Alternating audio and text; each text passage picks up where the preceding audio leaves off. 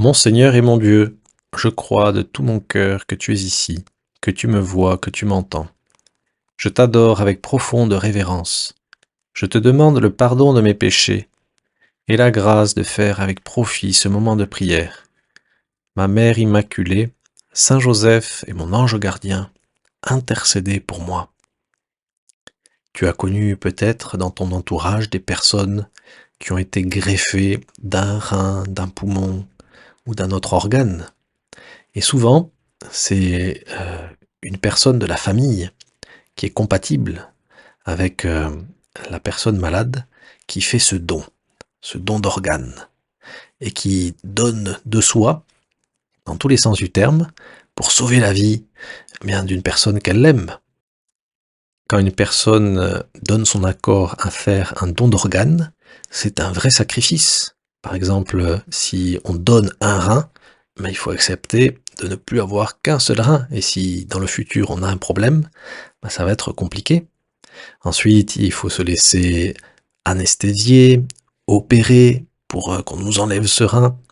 Et ensuite, il faut accepter aussi le risque que ce sacrifice soit fait pour rien, car parfois les greffes ne fonctionnent pas dans la personne malade. Et pourtant, combien de frères ou de sœurs, de mères, de cousins, de cousines ont fait ce sacrifice avec amour, en se disant que ça valait la peine, qu'en se donnant un peu, eh bien, ils allaient permettre à leurs frères, leurs cousins, leurs cousines, leurs enfants, de continuer à vivre et de guérir. Mourir un peu à soi-même pour que les autres aient la vie. Dans l'évangile que nous lisons aujourd'hui, nous comprenons que le Seigneur veut nous transmettre cette vie.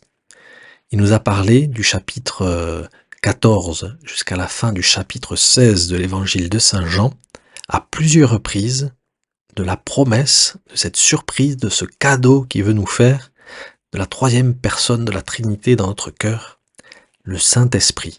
Il va nous laisser, dimanche prochain, lors de la Pentecôte, il va nous laisser le Saint-Esprit. Il le dit à plusieurs reprises et nous l'avons lu dans les messes des jours derniers.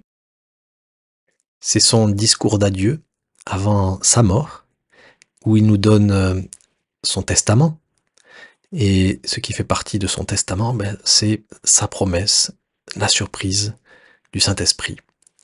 Moi, je prierai le Père et il vous donnera un autre défenseur, nous a-t-il dit il y a quelques jours dans l'Évangile. Ce défenseur, l'Esprit Saint que le Père enverra en mon nom, lui vous enseignera tout et il vous fera souvenir de tout ce que je vous ai dit, nous dit Jésus, spécialement en s'adressant à ses apôtres qui vont devoir transmettre la parole de Dieu.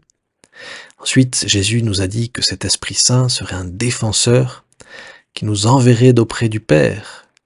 Lui, l'Esprit de vérité, qui procède du Père, il rendra témoignage en ma faveur. Et plus proche de l'évangile que nous lisons aujourd'hui, Jésus aussi nous parle du Saint-Esprit au début du chapitre 16.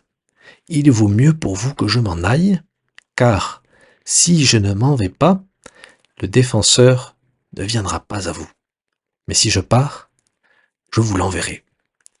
Et là, nous comprenons, Seigneur, la logique où nous entrevoyons un petit peu le mystère de la croix, le mystère de ta mort.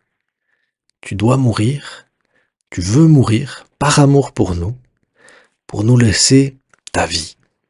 Exactement comme une mère décide de donner son rein pour que son enfant puisse continuer à vivre. Elle meurt un peu, elle prend le risque de diminuer en vitalité pour que son fils, pour que son enfant jouisse pleinement de cette vie qui est un bien, qui est un trésor et qu'elle veut donner parce qu'elle l'aime. Et dans l'évangile que nous lisons dans la messe d'aujourd'hui, nous comprenons très bien cela. Tu dois mourir pour nous donner la vie, pour que nous triomphions avec toi. Voilà ce que dit l'évangile à la fin de ce chapitre 16 de Saint Jean qui nous prépare si bien à la Pentecôte. Écoute ce que Jésus nous dit. Je vous ai parlé ainsi, afin qu'en moi vous ayez la paix. Dans le monde, vous avez à souffrir, mais courage! Moi, je suis vainqueur du monde. Voilà le message que Jésus veut nous laisser. Certes, il va mourir, certes, il va souffrir, certes, les apôtres vont l'abandonner, ils vont croire que Jésus a échoué, puisqu'ils pensaient qu'il allait rétablir une royauté et triompher, humainement parlant. Mais la victoire de Jésus va être plus profonde, elle va être réelle. Ça va être une victoire de la vie sur la mort, du bien sur le mal. Quand une mère donne son rein à son enfant, elle sait que son fils peut-être va avoir une vie quand même compliquée, parce que la vie n'est pas facile, que les épreuves existeront toujours, même si cette épreuve du rein sera peut-être surmontée, mais la vie va triompher. Certes, il y aura des problèmes, car la vie n'est pas facile, mais au moins, elle va continuer, parce que la vie est un bien.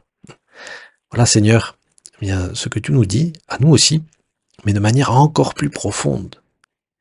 Tu nous dis que nous ne serons pas épargnés par les épreuves, car la vie est synonyme de combat, d'épreuves, mais tu nous promets une chose, tu nous promets la victoire de la vie sur la mort, la victoire du bien sur le mal, la victoire de Jésus sur les ténèbres. Et cette victoire est possible que si nous nous laissons greffer le Saint-Esprit dans notre cœur.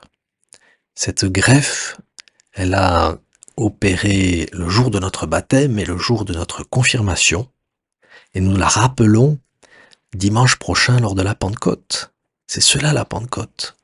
C'est célébrer cet organe nouveau que nous avons dans le cœur et qui permet à notre âme de développer les vertus théologales, la foi, l'espérance, la charité, et qui nous permet de déployer et de recevoir les 7 dons du Saint-Esprit et les 12 fruits du Saint-Esprit, spécialement la paix dont nous parle aujourd'hui Jésus dans l'Évangile, et la joie de savoir que, quoi qu'il arrive, tu triomphes de la mort, et que quoi qu'il arrive, si nous nous laissons transformer par cet organe que nous avons dans notre âme, par l'organe du Saint-Esprit, si nous nous laissons façonner par lui, alors nous pourrons profiter, jouir de la vie pour toujours, pour toujours, pour toujours.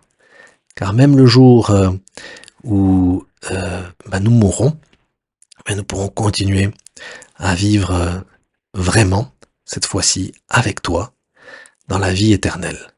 Voilà la puissance du Saint-Esprit qui permet dans notre âme à la vie de se déployer à jamais. Dans un film que j'ai vu récemment, il y a une histoire comme cela de don d'organes. Et à l'occasion de sa maladie, un jeune homme malade qui a besoin d'une greffe de moelle, découvre qu'il a un frère.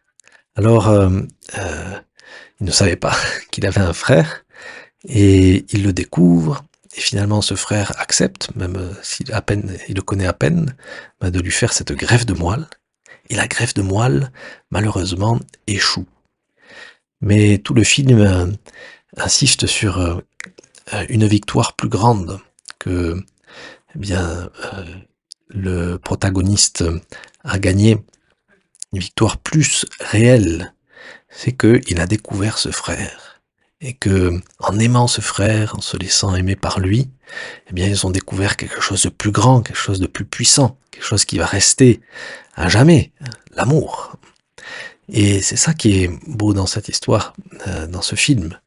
C'est que, à l'occasion d'une greffe d'organes, ou une greffe de moelle, l'amour a triomphé. Voilà, Seigneur, ce qu'est le Saint-Esprit. C'est l'amour répandu dans nos cœurs qui nous permet de faire triompher l'amour de Dieu le Père dans notre cœur. Car par l'Esprit Saint, nous devenons enfants de Dieu et nous nous laissons aimer par le Seigneur. Nous laissons la charité se répandre en nous et déborder autour de nous dans une effusion d'amour sans fin. Je te remercie, mon Dieu, des bonnes résolutions, des actes d'amour et des inspirations que tu m'as communiquées dans cette méditation. Je te demande de m'aider à les mettre en pratique. Ma Mère Immaculée, Saint Joseph, mon Père et Seigneur, mon ange gardien, intercédez pour moi. Viens, Esprit Saint, viens enflammer mon cœur.